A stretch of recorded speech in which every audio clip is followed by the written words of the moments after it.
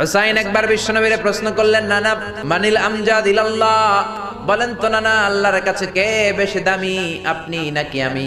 বিশ্বনবী বললেন, হুসাইন আনাল আমজাদ, আমি বেশি দামি। হুসাইন বলল, নানা জি আমি মানি না নানা।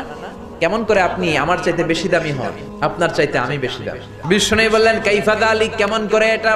হুসাইন বলল, নানা জি তাহলে বলেন তো আপনার আব্বার নাম কি? বিশ্বনবী বললেন, আমার আব্বার নাম হলো আব্দুল্লাহ। হুসাইন বলেন, নানা আপনার আব্বা আব্দুল্লাহ কি কোন নবীর মেয়ের জামাই নাকি? বলেন, আমার আব্বার নাম হলো আলী কাররামাল্লাহু ওয়াজহা।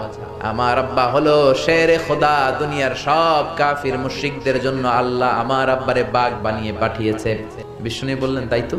আবার হুসাইন প্রশ্ন করলেন, নানা বলেন তো আপনার আম্মার নাম কি? বিশ্বনবী বললেন, আমার মায়ের নাম আমিনা। হুসাইন বলল, নানা জি জান্নাতে সর্বপ্রথম যেই মহিলাটা ঢুকবেন ওই মহিলাটা হলো আমার আম্মা জান ফাতিমা। বিশ্বনবী